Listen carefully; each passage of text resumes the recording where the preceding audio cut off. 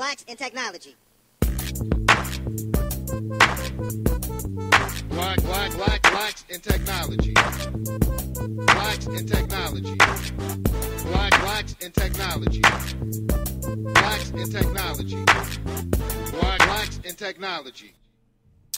Good evening, everyone, wherever you are. Welcome to the Blacks in Technology Bit Tech Talk podcast, episode number 110. We are keeping them moving, man. So let's get into this. This is a show where we talk to people of color who are engineers, innovators, educators, inventors, change makers, and entrepreneurs doing amazing things in the world of technology. This podcast is where they share their stories, experiences, ideas, knowledge, and perspective on tech with the Bit community. I'm your host, Greg Greenlee. I'm the founder of Blacks in Technology, and if this is your first time listening, you can find us at the following URLs. We are at blacksintechnology.net. We are on the Twitters, and that's at Black in Technology, BLKINTECHNOLOGY. We're also on Facebook, facebook.com/Blacks in Technology. We're on Instagram as well under Blacks in Technology. We have a LinkedIn group, Blacks in Technology as well.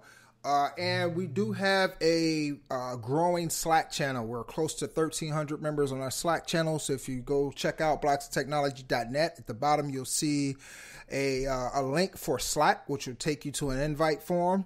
You click on that, fill out the form, and you will automatically get your invite. You can come and join us in there for very engaging conversations. We talk about tech, social issues. We run the whole gamut, so that's the place to be if you want to, engage and communicate, network with your peers. Check us out on our Slack channel. So, who is Blacks in Technology? What are we? What are we about? We are a tech-focused community and media organization, and we're focused on increasing diversity in technology through increased visibility and participation of Black men and women in tech. We are always focused on forming new partnerships and opportunities to assist our members with their continued professional growth and development. So if you want to partner with us, send us an email to contact us at blacksintechnology.net. Also, any general inquiries, send us an email to that same address, blacksintechnology.net. A couple of announcements. The LISA 2017 conference being held on October 29th through November 3rd. That's happening in San Francisco.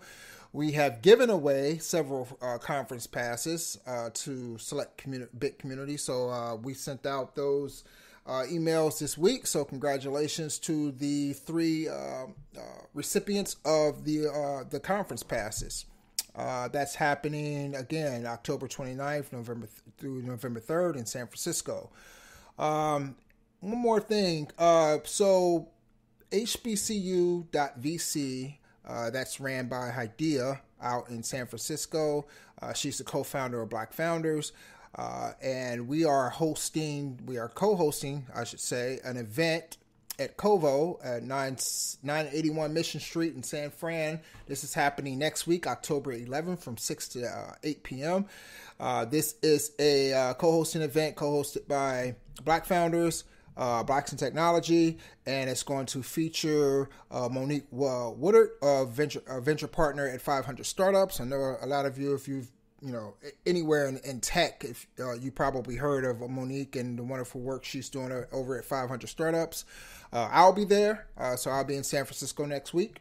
And this is also an event that's going to serve as a fundraiser for HBCU.VC. We're going to have activities to win prizes.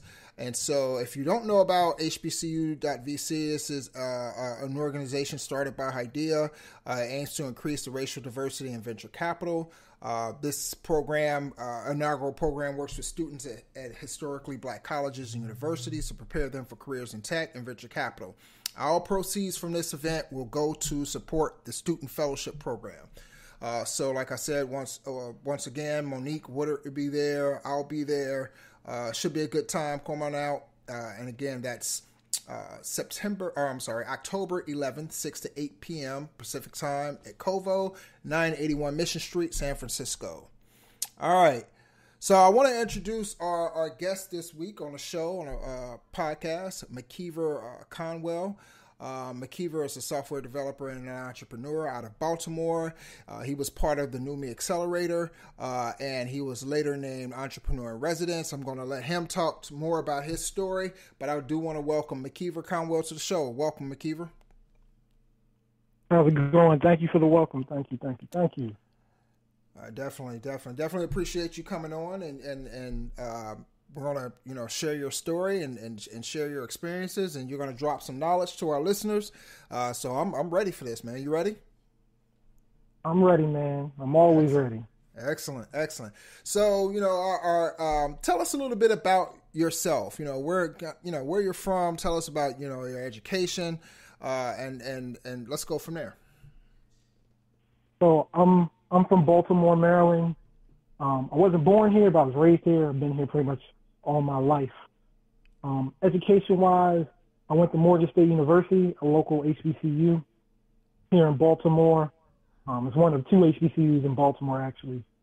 Okay. There I studied computer science because I was, into engineering in high school and thought I was going to specialize in robotics. So when I got to college, I didn't know anything about college majors or anything. When I got to college, I was like, yeah, I want to build robotics. And somebody told me, you should go into computer science. They have a robotics club. I was like, all right, cool. Well, of course, when I got there, the robotics club didn't exist. The robot they were talking about was from the 80s, and it didn't work. And it was in, like, a back office somewhere. But what happened was, as I was going through the program, I took my first computer science course, and it was easy. I was like, okay, this is easy. And then somebody told me you could make a lot of money doing it. And I was like, all right, well, this is my major. That was kind of it. But nice. I'll say when I got to Morgan and I studied computer science, I had this whole game plan. I was going to go to college, get my degree, get my master's, and come out of school making a whole bunch of money. But this weird thing happened to me. I got into a student program working with the Department of Defense, and I got a top secret clearance. And my very first assignment, because it was a co-op, so every other semester I worked for the DOD as a full-time employee. My very first assignment was working in a department that was coding in Perl at the time, and they had a language they were playing with, Python. This is back in 2006, 7-ish timeline. Python wasn't really a thing yet. They're like, so you want to learn Perl or Python? I'm like, I'll learn Python. So here I am working on these high-level government systems and learning Python and whatnot. And this crazy thought occurred to me. I was sitting next to a guy who me and him were coding the same thing together, right? Working on the same project. Mm-hmm. He was getting paid the equivalent. He was getting paid $85,000 a year. I was getting paid the equivalent of $36,000 a year. But we were doing the exact same work. The only difference was I was in a student program and he was a full-time employee. Wow. That was the day college died for me. And a year later, my junior year, I actually dropped out of school and got a full-time job working for Northrop Grumman.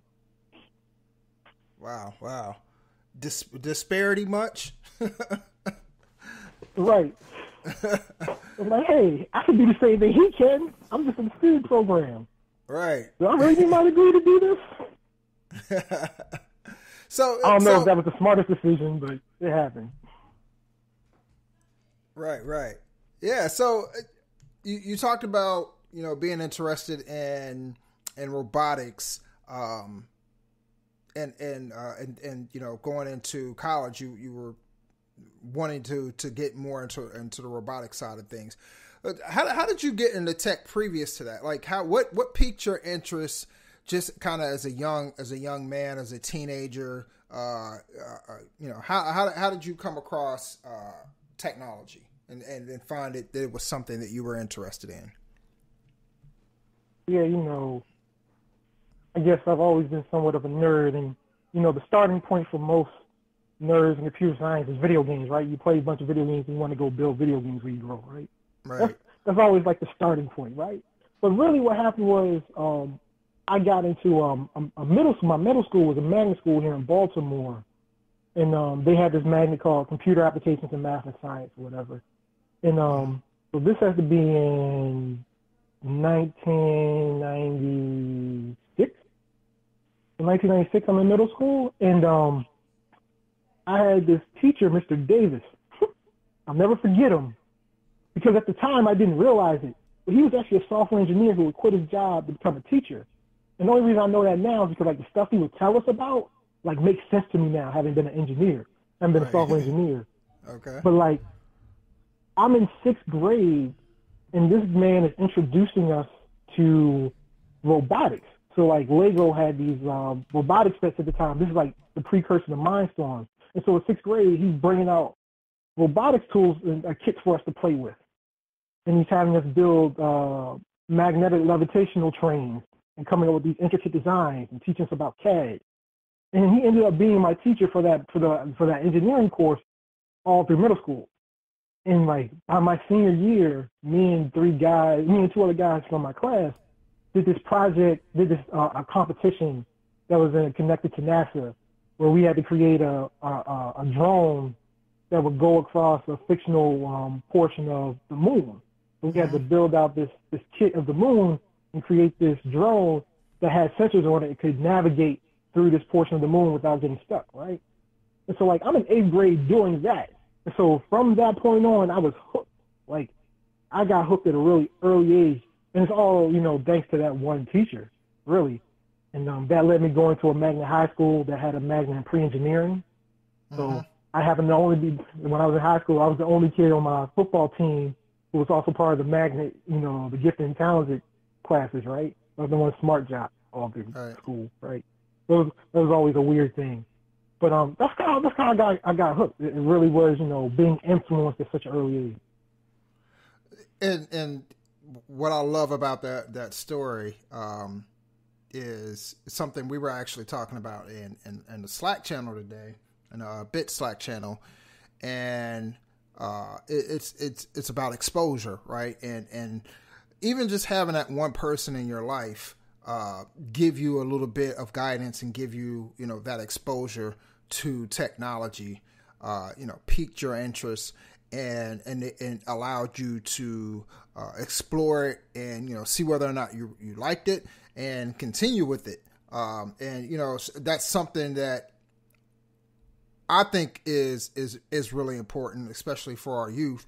But what's even more fascinating about your story, and that I like to say, I usually like to touch on quite a bit, is that you played football, right? And you were part of this engineering program at your high school. And what's so important to me about that is sometimes there's this notion out there, and this came up in the Slack channel as well. And whenever I hear, and not that anyone in the Slack channel, kind of made this statement, but I hear from time to time people saying, we need to quit thinking about sports so much and think about the things that, and it's like, look, let's not take away from what kids like to do. If they like sports, let them like sports. That's not what, tech is, it should be an option for them, right? Like we should expose them to tech as an option as well. Not to shoot down their dreams about sports. They may find that out later on the hard way if they happen to not make it in sports. But give them that opportunity to be able to explore other things beyond sports. So I never take the stance of we need to quit pushing our kids into sports. My thing is push them and let them explore what they want to explore. So if it's sports, let them explore sports, but also expose them to tech. Let them know that this is an option for them as well. They might come out, a lot better around it. But, for someone like you, it allowed you to be able to be into tech and be into sports at the same time. And for me, I didn't play sports in high school, but I'm a huge sports fan.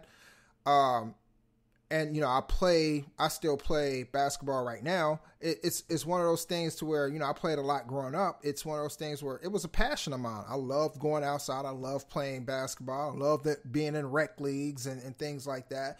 But I also had a passion for technology as well. And I think it shouldn't be a one or the other type of thing.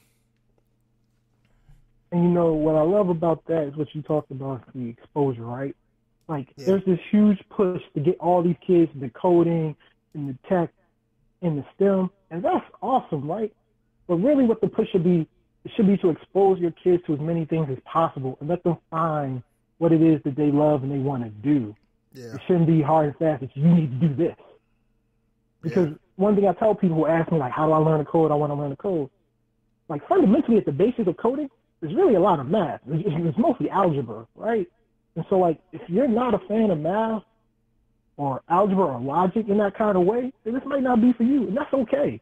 There's plenty of other things in the same, around tech or in the same field for you to do. And there's a bunch of other things in this world for you to do. Right. Like, if you don't have to want to be in tech, but you should get the chance to be exposed to it and to decide if that's what you want to do. Exactly. So I agree wholeheartedly. Definitely.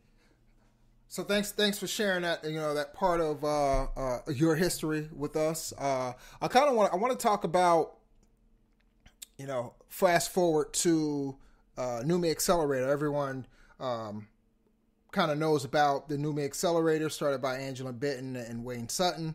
And it made a huge impact when it was previewed on, what was that, Black in America, CNN, the CNN series, Black in America. So you were part of that. Were you part of that initial group of people? No, I was in the third cohort, and there's a funny story to that, right? So the day that the CNN special came out, they had a viewing party here in Maryland at a college, University of Baltimore Community, UMBC. And Wayne Sutton was there. Wayne Sutton and Anthony from the first cohort. And so they were there to do a viewing party and had this kind of like feedback session. That's afterwards, and it was hosted by Mario Armstrong. Okay. And so after that, I got to meet Wayne and Anthony and got to connect with them. And after I connected with Wayne, he connected me to Angela. And Angela, back in that time, actually wrote a blog about me and my co-founders in our startup. So we just knew we were going to get into the second group of the NUMMI Accelerator. We actually didn't get accepted into the second grouping. We didn't get accepted into the third group, right? And so during that time, I actually got into another accelerator. I got into an accelerator here in Baltimore called Accelerate Baltimore. Went through that. And literally, that ended, and 3 weeks later, me and my co-founders went out to San Francisco to join the NUMMI Accelerator. So, that was an interesting timeline the way it happened. And when I got out there, I asked her, okay, so how come we didn't get in the second class? She was like, honestly, I really hate your guy's name. You need to change your name. What was the name? The first thing we did was, so the name at the time was NoBadGift.com. Angela hated it. So we ended up changing the name to Given To You. Much better name, to her credit. And so that's how we got in. And so, like, to this point, I've now gone through 3 accelerators. I've done Accelerate Baltimore and the NUMMI Accelerator for my first company. And for my second company, I went through Dream Adventures. And I've learned a lot through that time, but what I'll say is the most impactful one I went to was the NUMMI Accelerator, because the way Angela structured the program was so amazing. Like, I gotta paint the picture for you, right? Yeah, definitely. So, tell us a little, and walk through, what the experience was like, some of the challenges, some of the failures, some of the successes. Walk us through that whole entire thing. So first and foremost, right, I had a team of 3, but the way the program structure is, you don't get any funding, but one of the founders gets to live in the founder house, right? And so for my cohort, and actually the cohort afterwards, which I was the entrepreneur in residence for, we lived in this 4-bedroom apartment that had a kitchen, a common living area, and a bathroom. 1 bathroom for 4 bedrooms.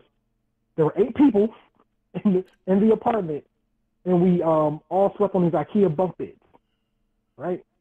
That was the makeup of the apartment we're in. Okay. I got to tell you, the worst feeling in the world is to wake up and have to use the bathroom, and you hear the shower going. It's gonna be the worst feeling ever, right?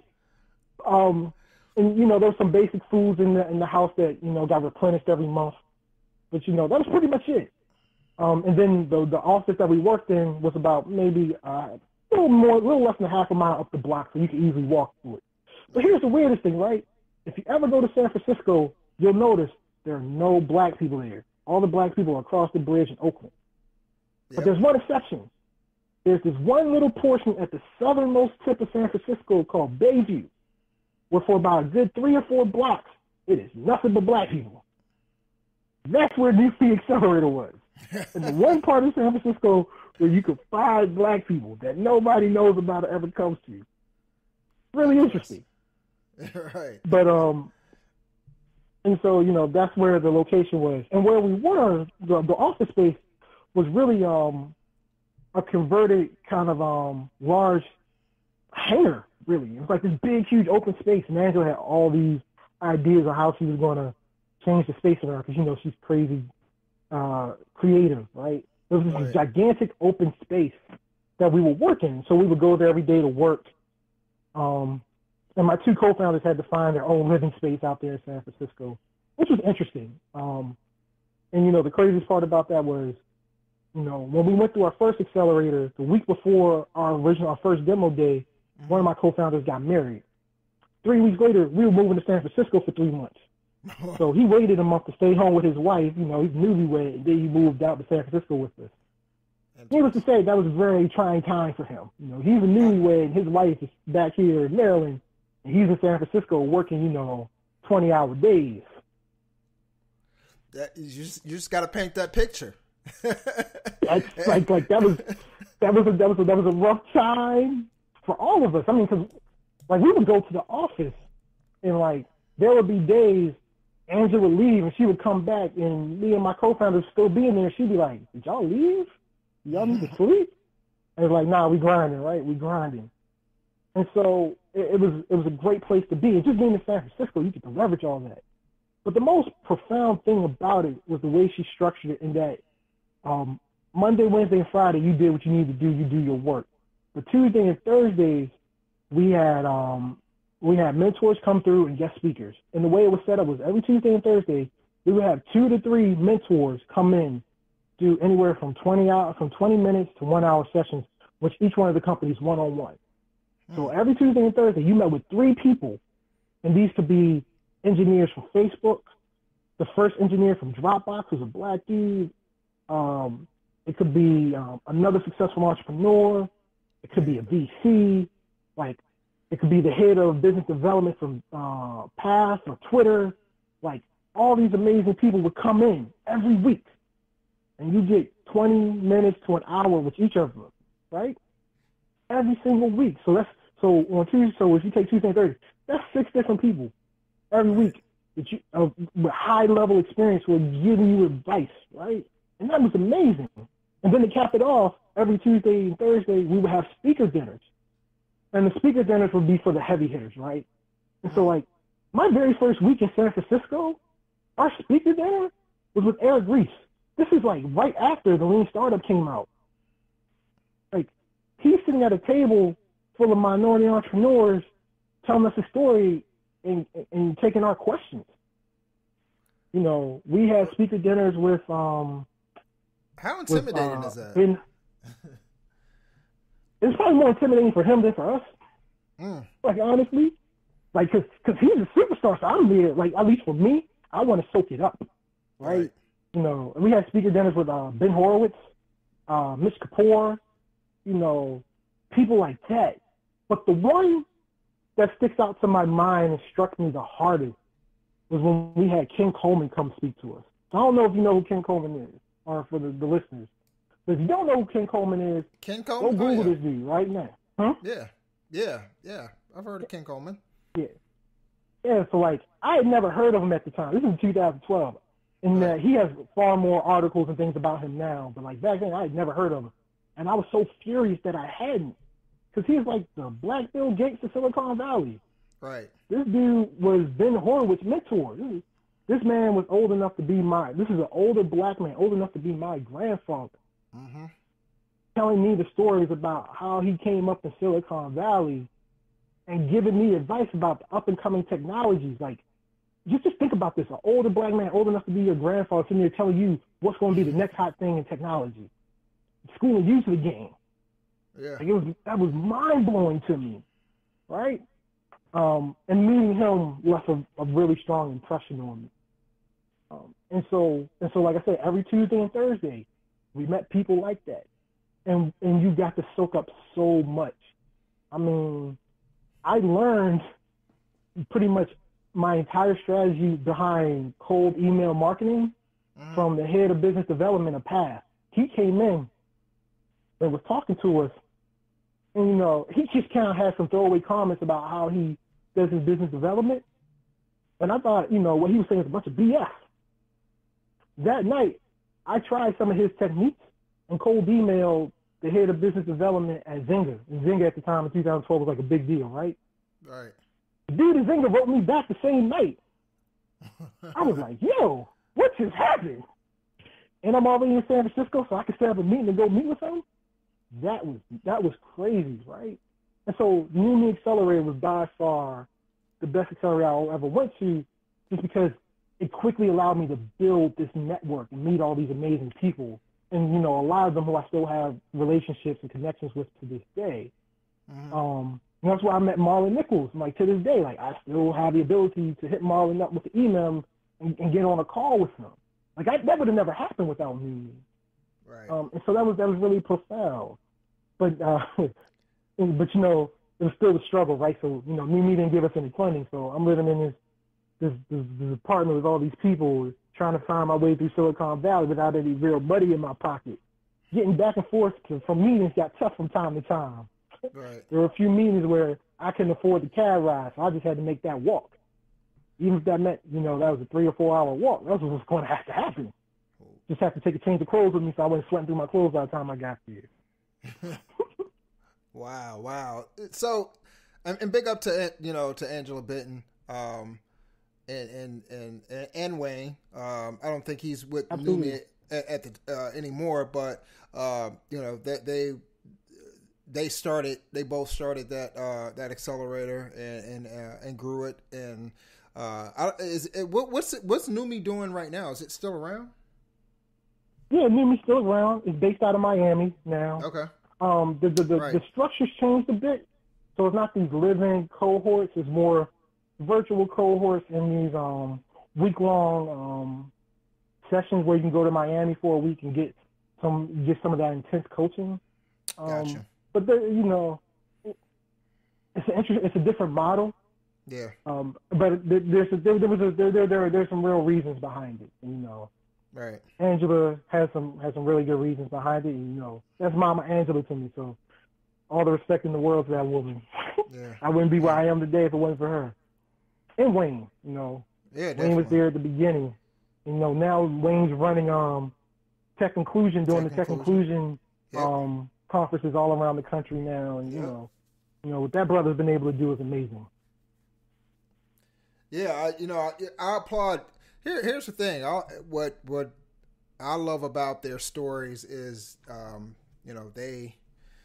they both came from, or at least Wayne. I know he came from a very small town in North Carolina, and they took a chance. They went out to San Francisco with an idea, and they grinded and they made something happen, and they're still making things happen to this day. So much respect to both of them, and their continued success and what they're doing. So you've had a couple of different companies, different startup companies. Tell us a little bit about each one. Tell us about the idea, lessons learned during your time at starting these companies, and then tell us about what the outcomes of each companies were. All right, so my first company, Given To, started off as this registry site, right? So you could create a registry for any day or event, the list of all the things you wanted, and your friends and family could crowdfund the money towards the item. And the thought behind it was, like, the original prevailing thought was, what if all your friends on Facebook who say happy birthday to you gave you $1 towards something you actually wanted? You end up getting something you wanted for your birthday. And so we created this platform where, people give however much they felt comfortable giving. And then the people who, put the list up would either get the item shipped to them from Amazon or they would get the money sent to their PayPal account. So everybody got what they wanted, right? Right. And so that was a cool idea. And so me and my two co-founders, when we first started, we basically spent the first year and a half just building. Because, we were software engineers, all three of us. And we just figured if we build it, they will come. At the time, we had no clue we were building a startup. We just thought we were building this website that could make money. That's all we thought. And so we got about a year and a half in, and we looked around, we realized there was all these things we didn't know anything about. Like, nobody's coming. Why isn't anybody coming? Well, you need to do marketing. Okay. How do you do marketing? I don't know. I guess we need to hire a marketer. Well, we don't have money to hire a marketer. What are we going to do about that? I guess we should get an investor. How do you get an investor? I have no clue. I guess we need to figure that out. There's all these questions, right? And so that led to me start going to these events, right? I started hearing about these tech events. And it just opened up to like, oh my gosh, there's this whole other world I had never experienced. I had no clue about. Like, I'm a software developer working as a government contractor. I know software engineering. I knew nothing about the local tech scene. Like, that was completely like out, like not on my radar. And so it opened up this whole new world. And I started going to these events, and I started going to these, conferences, and I started learning all these things. And somewhere along the line, my two co-founders were like, yo, Matt, you're probably better at networking than you are at coding. Go do that and just be a CEO. Like, all right, I guess that's the new thing. I don't mind talking to people. And that kind of, led down the path of me, transitioning from a hacker to a hustler, learning how to do all the biz dev, the sales, and pretty much everything non-technical. And that's when I realized one of the biggest things that you see for a minority entrepreneur, for a Black entrepreneur, is that we don't have an initial built-out network when you start. Right. That was one of the things I realized early on. I was like, I didn't have a network. And I didn't understand the power of that. And once I did, I realized, like, I don't know any of these people. And when you don't know any of those people, it's hard to get help. It's hard to get connections. And those connections you have help you lead to sales, help you lead to deals, help you lead to learning the things you need to learn. Right. And so what I did was, for like that first 2 or 3 months in like early 2012, when I would go to these events, anybody who gave me their business card, I met for coffee or for lunch, like every single one. And a majority of the people, I had no clue why I was meeting them, like no clue. I just knew I had their cards, I was going to meet them. And very quickly, I started to build up this network.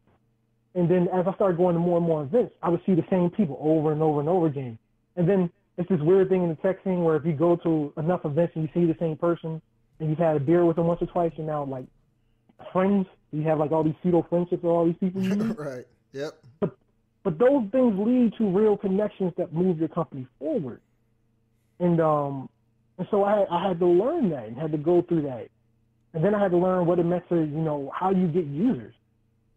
There's a prominent angel investor in town here who had an email marketing company who sat me down one day after it took me like 8 months to get in front of him, right? Like I had to hound this guy to actually get him to meet with me, right?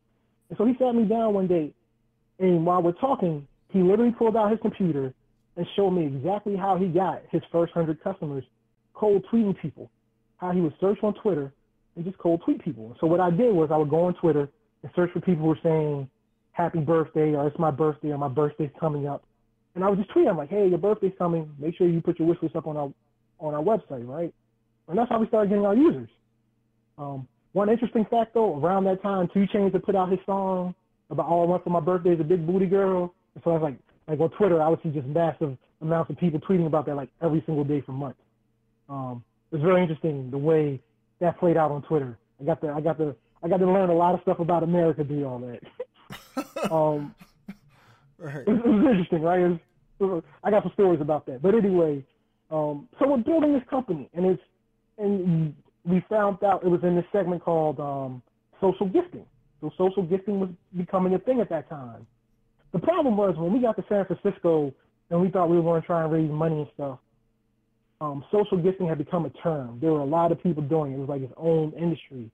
And at that time, Facebook had recently bought out our biggest competitor at the time. And this prevailing thought was Facebook Gifts was going to be coming, right? And then our next biggest competitor was falling apart. And so as I would pitch to investors, like whenever you talk to an investor, you should expect that an investor's going to tell you that he's heard your idea, before, or he knows like 5 or 10 companies that are also doing it, so he wants to know what you're doing better. I will never forget when I heard an investor tell me, you know what, that idea is uncommonly popular right now. Now, to hear an investor tell you that your idea is uncommonly popular, that is an issue. That is a problem. And so, in that moment, me and my co-founders figured we had to do something different. And what we figured out was, we figured out a way to allow people to gift each other apps from the iTunes store. And so we added that into our platform and thought that was a cool thing to add and made us different. But what we found was the ability to prepay for something out of the iTunes stores, send it to somebody in the form of a link. So that link could be in Twitter, Facebook, a text message, whatever.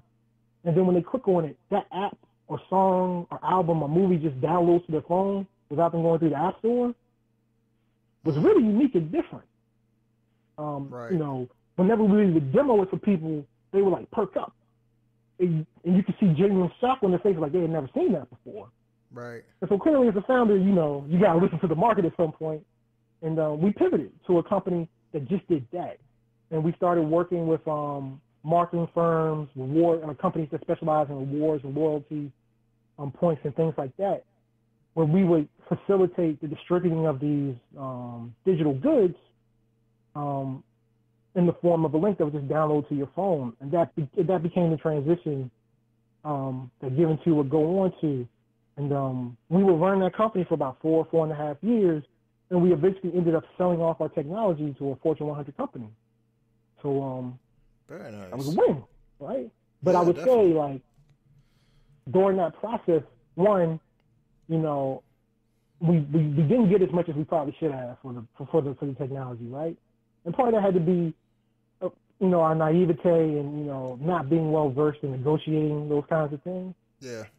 And then part of it was just entrepreneurship is really hard.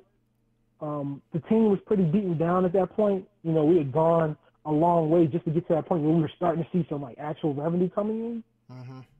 And the team was just really tired. And it was also a weird thing to go from our original product was a B2C company, a business to consumer, where you're trying to find individual consumers, and transition to being a B2B company where you're going, business to business, where you're selling to these businesses, but the sales cycle is so much different. And, me, I'm a CEO at the time, I'm learning all this on the fly. I had no concept of what a sales cycle would look like, or what it looks like to create a strategic partnership where, another company is becoming a reseller of yours. How you set that up, how you manage that. Like, that was a whole nother skill set I didn't realize that we picked up, that, I tried to pick up over time. And it was, it took its toll on the team. And so, when the opportunity came around, I think it was kind of like a sigh of relief for everybody. And, we sold that off and kind of moved on to the next thing. And what I find very interesting, and something that I've heard from other entrepreneurs as well, and I think it needs to be said, is that you go through this process, right, of building a company. You make all these mistakes and things like that, and people just assume, at least from the outside looking in, that it's like this well-oiled machine that has been operating like this from day one, right? And what a lot of people might not realize is that a lot of it is learning on the fly. As a matter of fact, I talked to one of my good friends, and this was a few years ago, and this was before, when I was just getting into Blacks in Technology. I was, I'm an engineer, so I had no clue about, anything startup, VC, any of that stuff at all. And so I was having this conversation with Ayuri, and she was just telling me, like, dude, everybody just makes this stuff up as they go. Like, there are some lessons learned, no doubt. And those type of lessons, you can you can pass down or pass on to someone else. But when you're starting out, and you know, it's just this is what she was telling me, because you know, as I was, you know, building Blacks in Technology, I'm just like, I have no idea what I'm doing. I just is just something I like to do. I want, you know, to happen, and I want to build this community, and so, you know, I would express my concerns with, you know, with things that I was doing or things that I would try with her, and she was just like, you know, everybody, like, this is people. There's no solid blueprint for business, right? It's like you try things, you see if they work. If it doesn't, you try something else. Like, it's a lot of people will try to make it sound like it's, you know, you have to have everything in order from day. Like, this thing it's a constantly moving thing, and you just learn, and you learn from your mistakes, and you just keep pushing. Absolutely, man. There is no one set playbook. I will say, right. You can watch all the videos on YouTube. You can read all the blogs. You can read all the books, and they'll help you get through some of those pitfalls that you'll see coming. Yeah. But that day-to-day stuff, man, like, there's just some stuff, like, there's nothing that can prepare you for it. Nothing right. outside of just have already done it. Right. And so now you're at Tedco as a deal team coordinator. So tell us a little bit about, you know, what is Tedco, and then tell us a little bit about what a deal team coordinator is, and then if you could talk to us about, you know, why you made this move to the investing side of technology. Yeah, so real quick, let me shout out my two co-founders for my first company, Sam Henry and Michael Washington, and my co-founders for my second company, Redberry, Mark Campbell, Kendrick Williams, and Brandon Williams. I love all you guys. So just want to shout out my, you know, your co-founders. You know, when you build something like that, it's like a marriage. So shout out to all those guys who went through the hard times with me, right? But talking about Tedco. So Tedco stands for the Maryland Technology Development Corporation. It is the largest funder of early-stage tech companies in the state of Maryland. We do about 40 to 50 seed deals every year. And the thing is, Tedco was created by the Maryland legislator to originally put seed money into companies that would be commercializing technology from our research institutions. Because in Maryland, we rank really high in research with universities like Johns Hopkins, University of Maryland, Morgan, UMBC, and University of Baltimore. Mm-hmm. But we don't do a good job of commercializing that technology or that IP from those universities and turning them into businesses. So Tedco was originally founded as a grant organization to give companies money to take that IP and turn it into businesses. Today, Tedco's grown into more of a funding organization where we still have a program, the Maryland Innovation Initiative, that funds companies that are licensing technology from those research institutions. But we also have a stem cell research fund that funds stem cell research and commercializing of stem cell research. Mm-hmm. We also have our seed investment fund, which is where I work, which has three funds. One's a general technology fund, a cybersecurity, and a life sciences fund. We have what we call a GAP fund, which is for companies that have gotten their seed round. They're trying to get to the A round, but need some extra capital to get going. And then we also have the Maryland Venture Fund, which is a traditional VC arm. Their sweet spot is from the seed round to B round. You know, their check sizes are like from $500,000 to 1.5 or 2 million. And so, you know, and for all our other programs, our funding is in the form of convertible notes. So we have all these funding programs. And we have some non-funding programs as well. We have an MD PACE program, which is if you have a medical device and you need to get FDA clearance, if you go through that program, we will pay for FDA consultant to help you go through that clearance process. And some programs like that, right? So Tedco does a lot of stuff. The one thing, though, is to get funding from Tedco, your principal place of business has to be the state of Maryland. Because first and foremost, while we do investing and we care about ROI, we are Economic Development Corporation, which means we care about jobs. Our overarching goal is to create jobs as well as making good investments. Gotcha. So the state legislator wants companies to grow in Maryland, create jobs, and pay taxes, right? Right. That's what they care about. And so that's can you Tedco. be a company outside that started outside of Maryland and then move your team to Maryland in order to is that a possibility? Absolutely. Okay. So the principal place of business states that more than 50% of your employees have to either live or work in the state of Maryland. Gotcha. You have to have a physical presence in the state, and your executive decisions should be made in the state. So if you are in Philadelphia and you want to get the money from us, you're more than welcome to move to Maryland. We are more than happy to have you. Gotcha. And so tell us about, your role as a deal team coordinator. What does that entail? Yeah, so deal team coordinator, while my role was changed a bit recently, we got a new CEO, George Davis, and we're changing up the structure of how we do things. But originally, my role was while we do go out with source deals, we also have a way for people to just apply online. And so what I did was I would manage the applications that would come in online, and then I had a team of folks that I work with that I would then coordinate meetings with. So if I would do initial screening of the company, and if the company seemed like they were interesting or had some potential, I would set up meetings with them and other members on my team to go up to start interviewing and evaluating them. And then we would pick the companies that we really liked every month and bring them in to come in for pitches. Because then I sat on the team or the group to help make funding decisions, right, and really dig into the companies. Gotcha. Now I'm just a member of the overall seed investment team where we all kind of work together to go out and source deals and manage and interview and do the due diligence on the companies coming in. So. Interesting. And so,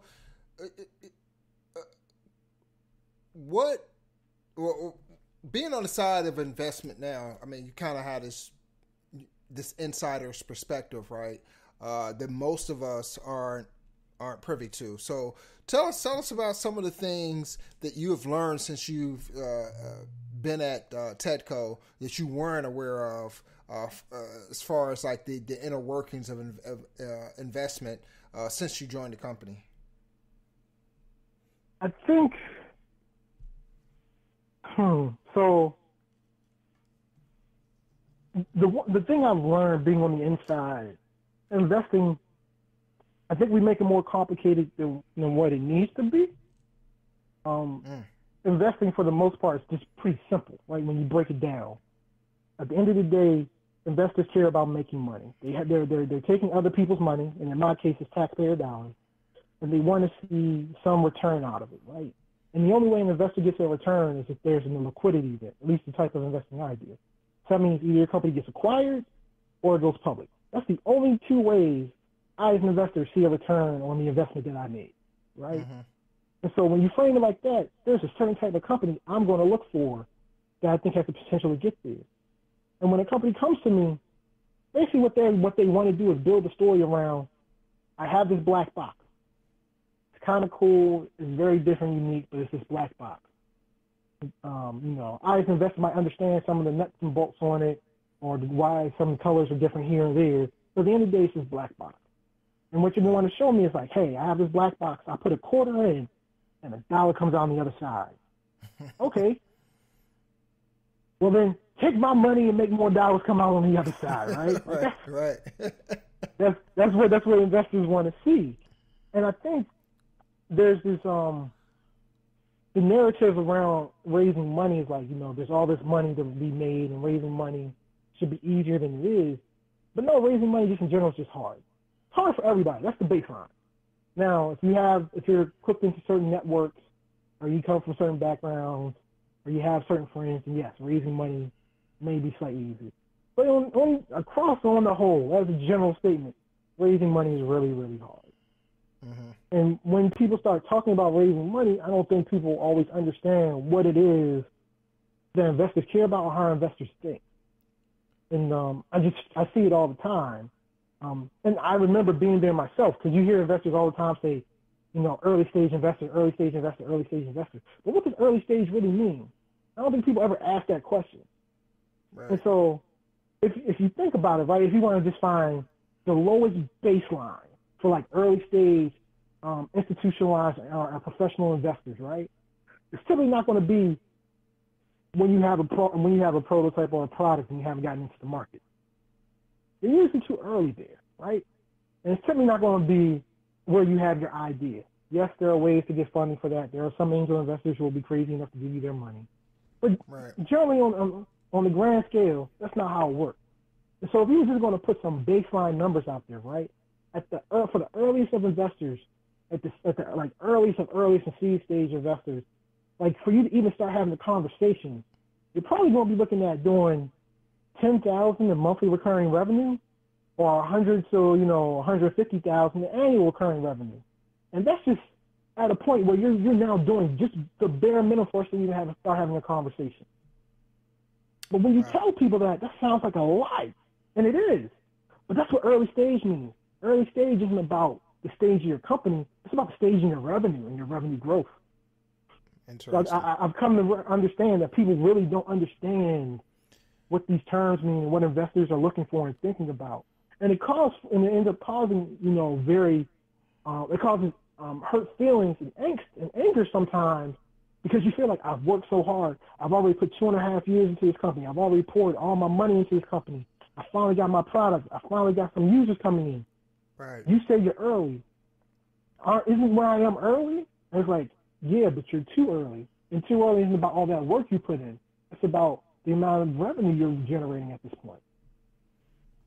Now, there are exceptions, right? Every now and then you'll see a technology that's so innovative and amazing that you may invest earlier. Or there's an entrepreneur who's already exited a company or two, so you may put money in earlier. But if you're just looking at the pure baselines, that's kind of where your starting point is. And even then, probably 90% of early stage seed investors are going to tell you you're still too early for them at that point. But at least you start having the conversation and it be meaningful, where you might be able to get over that hump. Right. And I just realize more and more how much people don't understand how investors think or what investors are looking for. And so that's something that's become more and more clear being on this side. And I wanted to touch on a question you asked earlier about what made me want to go into investing. Yeah. And so I think every entrepreneur has these thoughts and dreams about wanting to be an investor, right? Because we all feel like we could do the same thing or it's not better than all the investors out there, right? And so that's always the thing out there, is always in your head. But there's no real clear path to getting into investing outside of getting an MBA and knowing somebody who works at one of these investment firms, or being a successful entrepreneur who exited with a bunch of money and, you go join a firm or you put up your own money to start one, right? So outside of that, there's no real clear path. And for me, being from the tech side and then learning the business side and not having a finance background or anything like that, when the position for Tedco opened, I reached out to somebody who worked there, my colleague, Dave, and I asked him, did he think I might have a shot? And he told me, you really might have a chance, you should give it a shot. And so I knew I didn't have a finance background. I don't even have a college degree. And, the only thing I have to my name is I started 2 startups, and, I've gone through a bunch of accelerators and helped work with one. And so knowing that going in, I again used my network to my advantage and got people in the community to write me letters of recommendation and to really push for me. But all they did was get me the interview, right? So once I got the interview, it's up to me to crush it. And what I was able to do and demonstrate was that I understood startups really well, and I had a fairly decent idea of what it is that investors look for when they evaluate a company. And that my unique perspective, having run a company and also knowing how to build the tech, allowed me to, when I'm evaluating a company, to weed through all the BS faster. And I think they found that appealing, along with the fact that I had a pretty good brand here in Baltimore, being in the tech community and having a decent network of folks that can vouch for me. Like, all of that worked to my advantage. But I think the bigger thing is, when you look at the investing world and you look at like the lack of investing or lack of investment that minority entrepreneurs get, right? A lot of that has to do with the lack of investing of the people lack of diversity of the people at the table.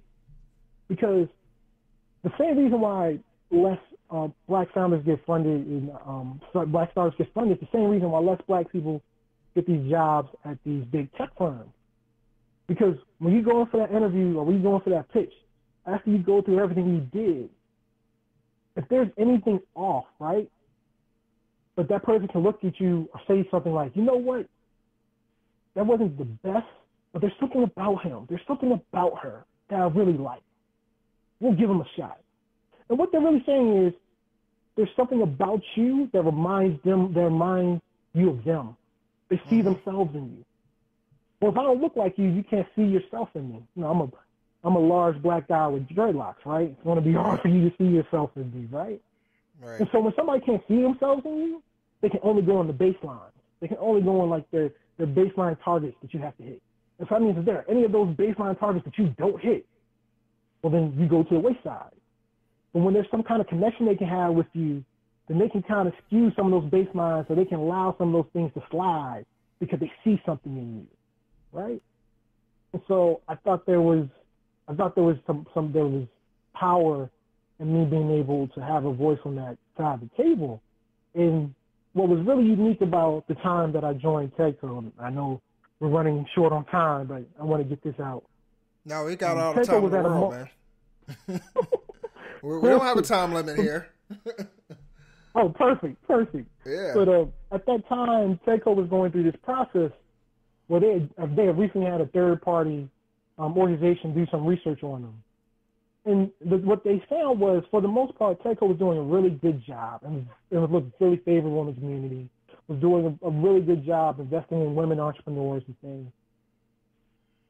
But where they were lacking was with the African-American entrepreneurs. So they were trying to figure out how do they fix that. Right. And so to Tedco's credit, they started having these listening sessions. So they had one at Morgan State, and they had one at Bowie State, two local historically black colleges and universities, to invite the community out and just have an honest and open up conversation, ask them, what do you think about it? And for the first one at Morgan, I wasn't on staff. I was still applying. For the second one at Bowie, I was on staff. And they were very honest conversations, very tense conversations. And to Tedco's credit, they were there to listen. They weren't there to defend themselves. They weren't there to fight back or talk back.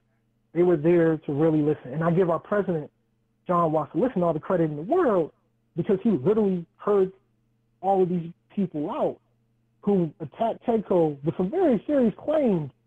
And some of it they had to eat. But at the end of the day, three things came out of that. You don't look like us. You don't market to us. And we don't even have access to friends and family capital to get our company started so that we can be competitive to raise seed funding from you. Fair point. So out of the 10 key hires they made last year, 3 of them were African American.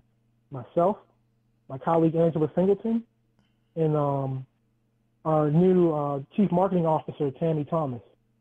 Tammy was the former Chief of Staff at Bowie State, HBCU.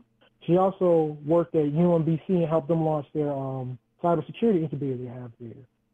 Nice. She is an amazing marketer, and she has done a great job making sure Tedco's message is getting out to any and everybody across the state of Maryland and every demographic, right?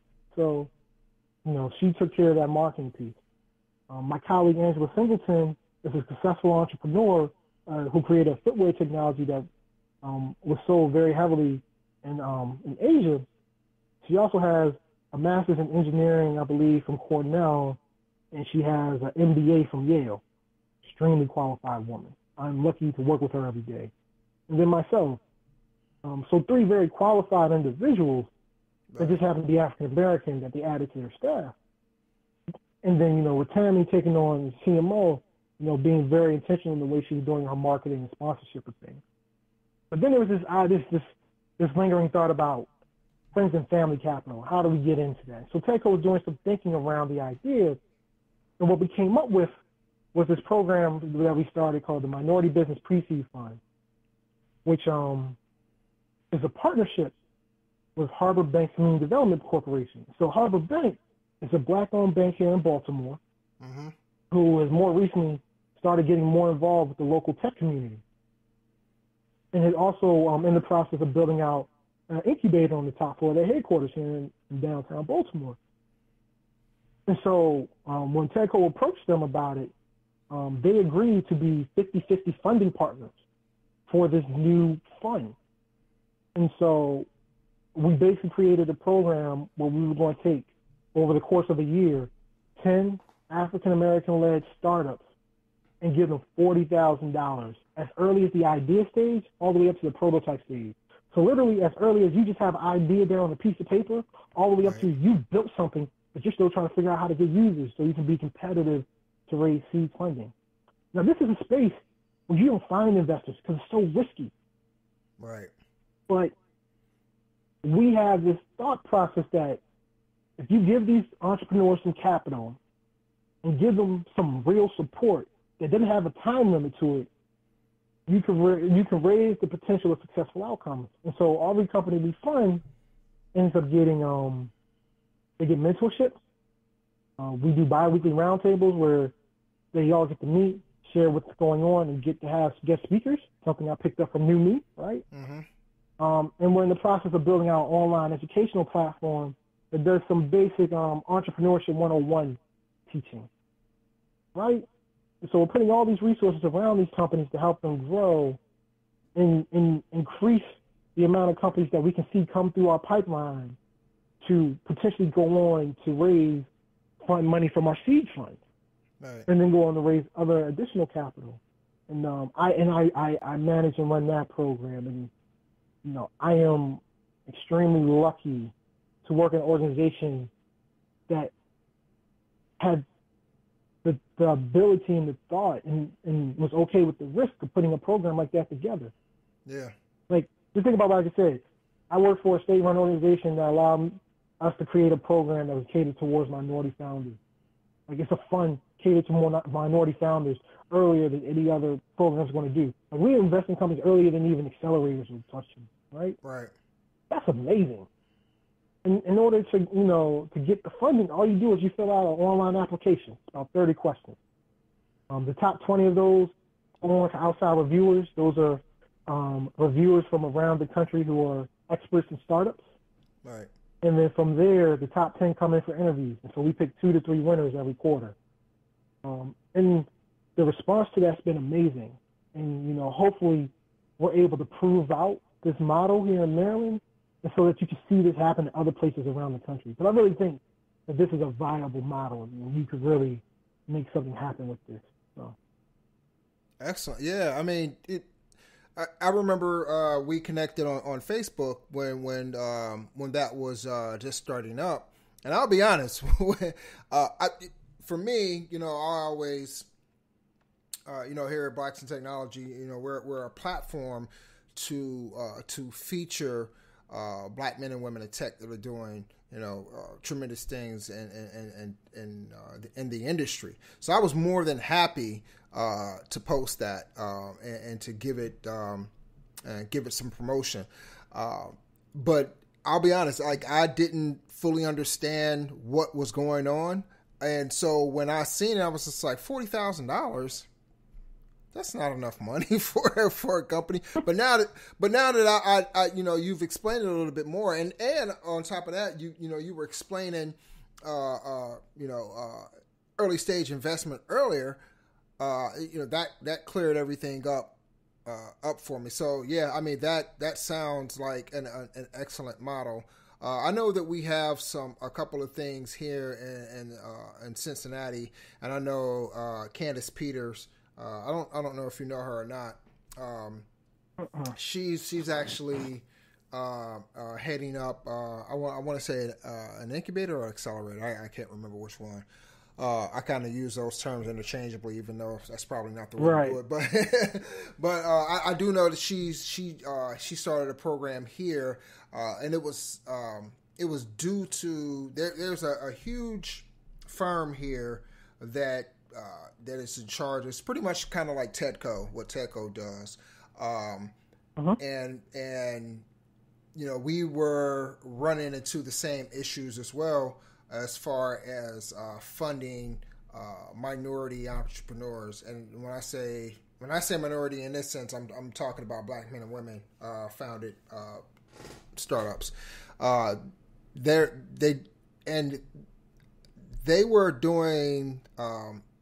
They were taking state money, right? And from what I can recollect, what the provision was is that they had to spend this amount of money on minority-led companies, right? Or minority-founded companies, I should say. And I think that was, maybe 10 or 20% or something like that. And they were doing that, but they were really only investing a very small percentage of that in startups that were led or that were founded by people of color. So the rest of that was minority, but it was, white women, to be honest. And so we've had discussions here. We've had like these, I guess, kind of like these town hall meetings where we get together and we talk about what's happening. And we had a third party come in too and give this kind of audit of what was going on and everything like that. And I think what came out of that is Candace basically doing her own thing. Like, hey, like if this company is not going to, work with us in ensuring that more black men and women are receiving funding for their companies, then we kind of need to do something on our own. And that's what she's doing. So big ups to Candace for that. Yeah, man. So very, very cool. I love that. I love that model. Hopefully she'll listen to this episode and she'll say, hey, like I think I want to try that out. I don't know if she's already doing it, but if she's not, then yeah. So tell us a little bit about, you've been on the investment side of it for quite a while now. Give some advice as to what more black men and women entrepreneurs can do to better position themselves. I know we talked a little bit about, there's this confusion around what people think that early stage, funding really is and what it's not. So tell us a little bit about, what entrepreneurs can do to better position themselves to receive funding. I think in lieu of us creating our own game, you got to learn to play the game, right? And so what I mean by that, you got to go out there and build your company up so that you're at a stage where you're ready to get funded. You got to go out there and build your network so that your network can get you those warm leads and get you in front of investors. You got to go to these conferences where you can get seen. You got to do all the things that other folks are doing, but understand that they're only doing it because somebody's already taught them the game or told them how this game works. Right? Mm. And so I think not enough of us understand the game and know how it works. And also, I'm going to go back to this again, understand how investors work or how investors think. And the way I like to break it down to people is I like to put it in terms of like the music industry, right? So this is something that we've seen, or this is something that you see in the music industry. And what I mean is, it used to be in the music industry, and this thing with, venture capital in the tech world, where somebody would come out and be this amazing artist, right? You would hear somebody, they have this talented voice, they're talented rapping, and this major company would bring them on, put all this money behind them, put this machine behind them, pump them up, and put them out into the market, right? And they would take on a lot of risk to do that. But now what do you see? You see all these independent artists.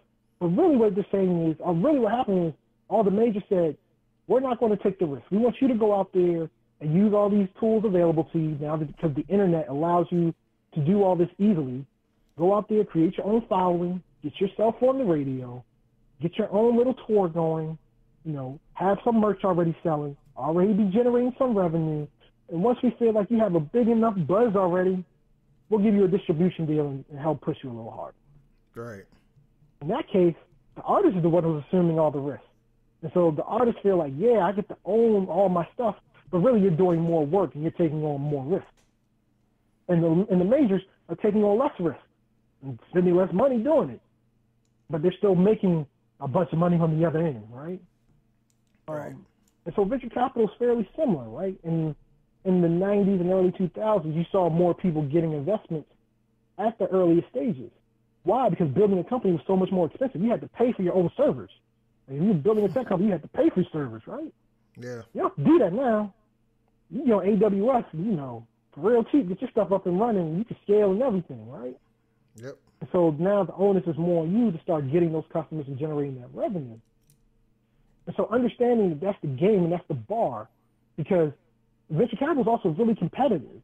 In any given month, your average venture capitalist in any given quarter is going to see, a company or two every day. Every single day, there's a company or two they're probably going to see. And in that quarter, a traditional venture capitalist is going to fund one or two, maybe three of those companies. So out of the 120 plus companies they saw in that quarter, they're only going to fund like two or three of them. Right. And that's a competitive process. And so if you know that all the people you're competing with in this pool already have their product built, already have a team, and already generating revenue, well, know that that's the bar you got to be at. And I'm not going to feel bad for you because you tell me you can't figure out how to get to that bar. Yes, I understand. As an African-American founder, you might not have the network or the funding up front to get there. But that doesn't mean you can't get there. I know. I've been there before. What it means is you have to get creative and get really innovative, not so much on your product development side, but very strongly on your customer acquisition side. Mm-hmm. I don't think enough minority founders spend enough time thinking of ways to innovate on their customer acquisition. The idea of growth hacking and coming up with unique and different ways to gain customers is something that I think is lacking. And I'll give an example, right? And so my second startup, Redberry, it was a concept around this e-commerce platform. Like, what if Instagram had a buy button on every product? I wanted to build a platform that looked and felt like Instagram, but it was just nothing but products, and every single product had a buy button, right? Mm-hmm. But the thing was, the way I got my initial user base was through Instagram, because what I found was that there are all these people selling on Instagram. They're selling through text messages and email. And so what I did was I created an Instagram page where I would post products from companies that I liked, from these boutiques and vendors that I liked. And what I found was when I post a product about you, I'm giving you free advertisement. One, you're going to like the post. You're probably going to comment on the post. And about 30% of all the other likes and comments I got were from other boutiques and bloggers. And so what I did was over time, I compiled a spreadsheet of all these boutiques and bloggers that had liked or commented on posts I made. And so my Instagram page mirrored what my app would look like in the fact of the products that I posted. So you already started to get a feel for what the Redberry, app would have looked like, just looking at the product. Mm-hmm. But then by getting this curated list of all these companies and bloggers who already had an interaction with my Instagram page, when I started doing my cold email campaign, reaching out to them, trying to pick vendors to be the initial vendors to launch on my platform, I was able to sign up over 180 different vendors in less than 2 weeks. Wow. Because I already created this warm intro. Right. And so they already had a want to open my email. And once they got there, I'm telling them about a way that I'm going to help them sell more products from a mobile device. And I did all that for free off of Instagram. Now, granted, it took me 3 to 4 hours every single day on Instagram, like every single day. And oddly enough, I got really good at understanding the trends that were going on. I took my girlfriend to a Beyonce concert, and while we were at the concert, every single piece of clothing all the women were wearing were different things I had already posted on my Instagram page. So I was like, yeah, this is validation. I know exactly what all the hot stuff is. Nice.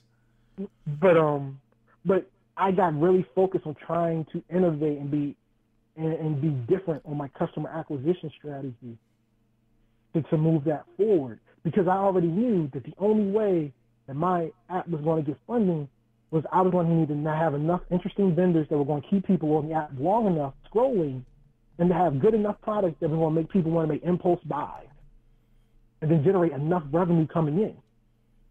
And so knowing that up front, I knew what my goals had to be. And I think a lot of African-American-led startups don't think in that way because nobody's ever told them that. And because nobody's ever told them that, there's this game that you're playing and you don't know the rules. And so everybody around you is like running circles around you because they read the rule book first. Well, nobody was around to hand you that rule book. And so that's the biggest thing. So, and that leads to a couple of interesting questions out of that. So I'm going to go back a little bit. You were talking about, you're talking about the game and African American founders aren't kind of privy to that information about, how the game is played, right? So, it's this thing of build your company first and, generate some revenue. So, what are some, because I want to kind of give people a little bit more meat around this. So kind of, if you could, and this might be different, for each company, but what are some of the things that a VC firm would look for when it comes to metrics, when it comes to those hard numbers? So you say generate revenue, but how much revenue does a company need to generate? Like, how many customers should a company have? So that's going to be unique for every company and every investor, right? So that's a moving target. So I know that's a sucky answer, right?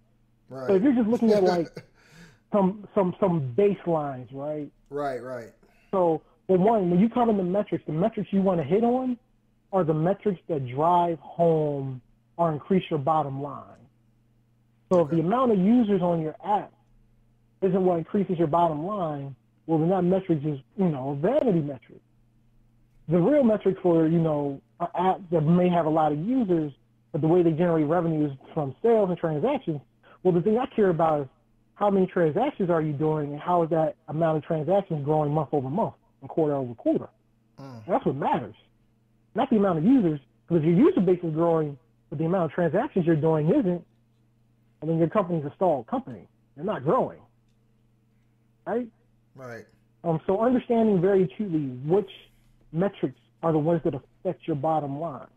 One thing I see often with companies who create these products that take a percentage off of transactions, right?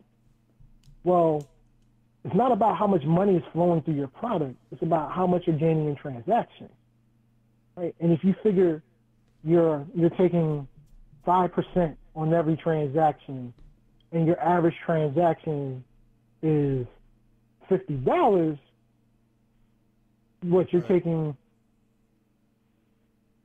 $2.50 on every transaction, something like that, like, a little higher than that, whatever. But it's not a huge number, right? Or let's say, you're taking 1%, right? And your average transaction is $100. So you're getting $1 every transaction. Right. All right. Well, that means in order to get to $1 million from your transaction fees, how many things do you need to sell? How many transactions do you need to happen? Right. You need 100 million. Right. Right. So if you know you need to get to 100 million transactions to make $1 million, all right. Well, how quickly can you get to 100 million transactions? And I find that a lot of companies that deal within transactions don't think that way. They just think about, we have money coming through our website, our app. Well, that's cool. But just because you have money flowing through your app doesn't mean you're making a lot of money. Make that connection to your actual revenue, not just what's flowing through, not just the cash that's flowing, your actual profit, not just the cash that's flowing through your product, right? So thinking through that. But let's say, you're looking at baselines, like if you're looking to raise seed funds, right? You're probably doing somewhere between 100 to 500,000 annual recurring revenue, right? You're looking at an A round, you're probably closer to that $1 million plus in annual recurring revenue, right? And so really, those are really the first two that matter, right? Because once you get to your A round, getting to a B round is very strategic and dollar driven, and there's equations for that. That's an easier thing to point out. You just need to get to this certain number, and you can get there. But for the seed round, the A round, understand those aren't small numbers. No, exactly. So how do you grow the right metrics on your app, platform, product, whatever, to get to those revenue numbers. And then also understand that if you show me that this year you're going to do 250,000 annual recurring revenue, your projections are probably going to show me next year you're going to triple that. At a minimum, double that, but probably triple or quadruple that, and have a similar track for your next couple of years. And knowing that, you have to very succinctly tell me a story, articulate a story to me that I believe could bear that out. Now, nobody's projections are ever right? So I know that going in. But at least give me a story that's believable on how this could be possible, right? Show me that you figured out how you got into the customer acquisition and the revenue you have today, and you know how you're going to scale that up. I think another thing that a lot of entrepreneurs miss on is scalability. So we see a lot of companies that are interesting, right? But the way they sell are these onesie-twosie sales, and they have to have boots on the ground to move that company from one place to another. And so the most famous example of this actually working is Groupon. But Groupon had to create a giant sales force to get there and poured a bunch of money into it, and eventually that business model didn't bear out. Now, there are far more companies that have tried this model, and it doesn't work. Why? Because it takes so much time to move from one place to another when you haven't figured out how to scale out, right? So building a business where you have to physically go from this place to that place to that place to grow your user base doesn't work long term. So we see a lot of companies like that, because you can be really successful locally because you're able to go out and knock on doors and meet the right people and do the sales. Right. But then it's like, okay, how do you get your next 5 states or next 5 cities? Oh, you're going to move to each one of them and do this all over again? Well, who's going to manage this city? Okay, well, how much are you going to pay them and pay the people for each of these cities? And now your overhead just jumped up, right? Yeah. And then you get stuck in the issue of, is your company doing well because of you? You're the salesperson. Is this possible to be recreated by somebody else? Or have you created a process that's repeatable and it's not just being sold because of your personal charisma and how great of a salesperson you are? Right. Those are the things that come up that entrepreneurs don't always think about. So, and I mean, those that you just dropped a ton of gems on us, man, and which leads to my next question. How do we learn about that? What resources are out there that our community can go out there and find in order to be better prepared for this game? So first and foremost, shout out to Hadir, HBCU.VC, as a guy, the partnership with Cross Culture Ventures to put together a virtual university to help teach people some of these things. I am lucky enough to be part of that program as one of the mentors. So, and I think Hadir's got more work coming my way soon. So, that's going to be a thing. But what I would say is a lot of this information is out there. It's just not in places that we typically look, right? Okay. And so I would encourage people to go out and read some of the books written by other successful founders. I would say go out and follow the blogs of some prominent investors and even non-prominent investors. Because a lot of investors out there have these personal blogs where they share a lot of this knowledge. You just have to spend your time going through them. And the best part about that is you start to learn how these different investors think, what they look for, the companies they invest in. And when you start looking at the companies they invest in, you can start to see where those companies were at when they did their investing. And so there's a lot of knowledge out there to be gained. Go to some of these conferences where there are these panels where these investors are talking, right? It's almost the same information every time, but it's worth it to go to one or two of them just so you can hear the lingo and hear what these investors are talking about. And really start building your network. Get to know other entrepreneurs, and you want to find other entrepreneurs who are a step ahead of you. Lucky enough for me that I went through the accelerators I went through, And I was able to get connected to these large networks of entrepreneurs. And one entrepreneur in particular I want to give a shout out to is Brian Brackeen. He runs Kairos. Kairos is a facial recognition company based out of Miami.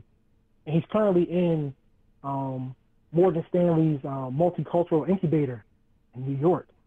But he was always a step or two ahead of me. And like, you know, I was always able to go to him and ask him, you know, for advice and learn about the things that he was doing and the mistakes he was making. When you get the chance to meet an investor,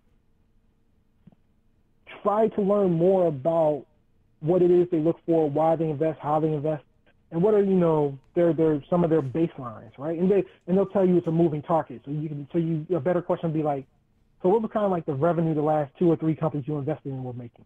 And when they tell you, it'll give you some kind of a baseline about it, right? Yeah. And these are things that if you're able to, you know,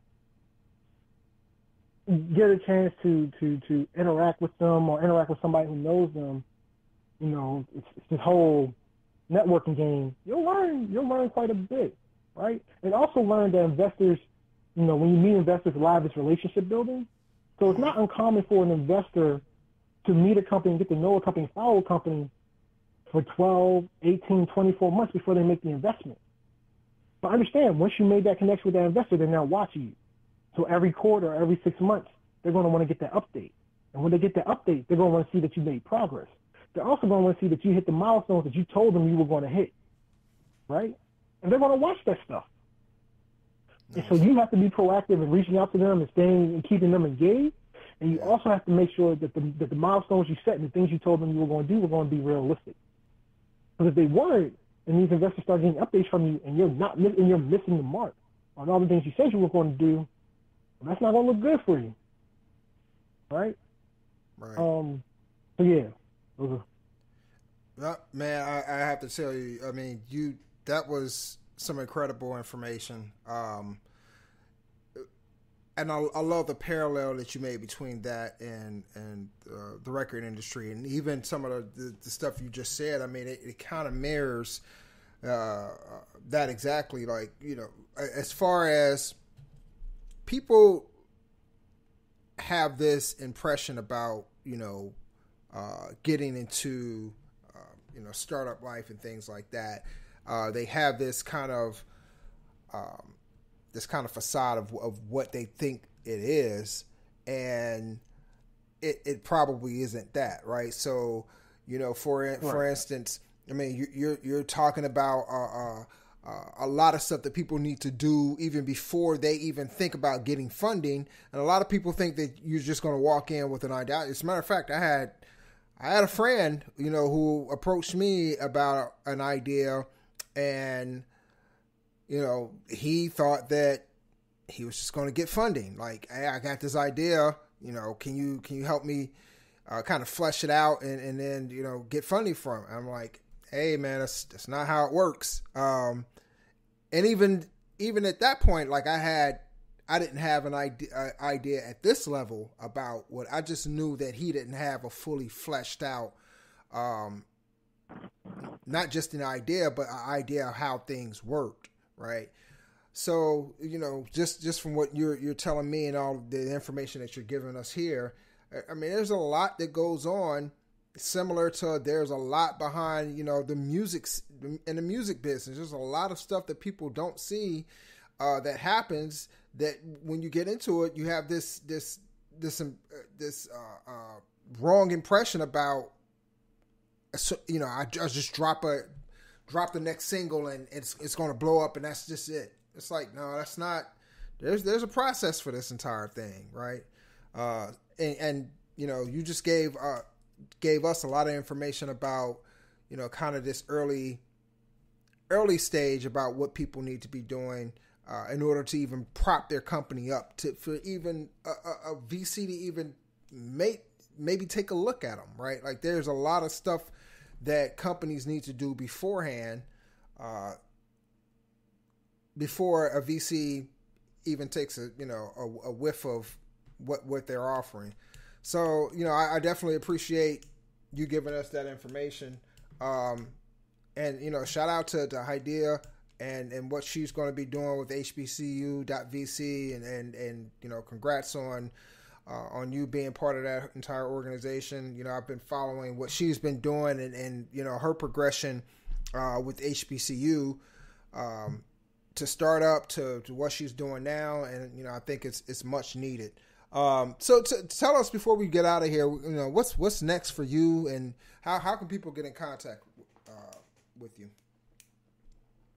So the easiest way to get in contact with me, just tweet at me, is at Mckeever Conwell, McConwell.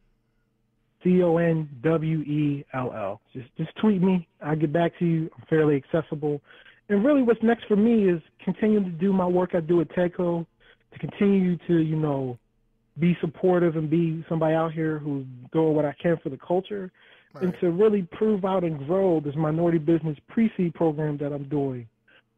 I really do have this thesis around I want to be a pipeline builder. And to that end, you know, at Tedco, I'm trying to help increase the pipeline of minority-led startups that have the ability to raise venture capital. But, you know, looking at HBCU.VC, I'm also trying to help create the pipeline of the next set of the next generation of minority venture capitalists. Like, that is where I'm going to live, I believe, for the rest of my life, is helping build out the pipeline to increase the number of folks we have coming in on both sides. Excellent. And like I said, you know, that work is definitely commendable. It's definitely needed. I'm actually going to be out, I mentioned earlier, out in San Francisco with Idea for the happy hour, the fundraising event for HBCU.VC. So I'm looking forward to that, man. And real quick, if I remember correctly, and this is something that, you know, I kind of dropped the ball on, but weren't you actually doing videos maybe a couple of years ago where you were kind of doing like these this video series about venture capital, startup entrepreneurship? Was that you? Yeah, that was me. I had a video blog I ran for a little bit. Yeah. I keep thinking about I want to bring it back, but it's still videos on YouTube. If you look me up, probably my best video blog, if you want to watch it, is really about how to do an effective cold email campaign. And when I say effective, I'm talking about cold email campaigns where you get like 70% plus open rate with 30 to 40% plus reply rate. Wow. Go to YouTube, look me up, check it out. So people just need to search Mckeever Conwell on YouTube and they'll find those videos? Yeah, if you search Mckeever Conwell on YouTube, you'll find the videos. You'll also see videos of me pitching and stuff like that. But yeah. Very cool. Well, Mckeever, I definitely appreciate you coming on and dropping tons of information for our listeners. I wish you the best of luck in the future. Hopefully, you know, one day we'll meet in person. And you know, we can definitely kick it then. But until then, man, just keep us in touch and in tune as to what you have going on. Like I said, the door is always open for anything that you have going on. Just let us know. We'll be more than happy to promote it. And we'll see you again soon. That was great, man. Thank you for the opportunity, and I appreciate it. All right, take care, Mckeever. You too. All right, that is it for this episode of the Blacks in Technology Big Tech Talk podcast. I definitely want to thank our guest, Mckeever Conwell, for dropping tons of information, great information for people who are in this space, this tech startup entrepreneur space. This was a great podcast interview, and I really appreciate him stopping by and giving us that information. Tune in a couple of weeks. We're going to actually have another Tech Life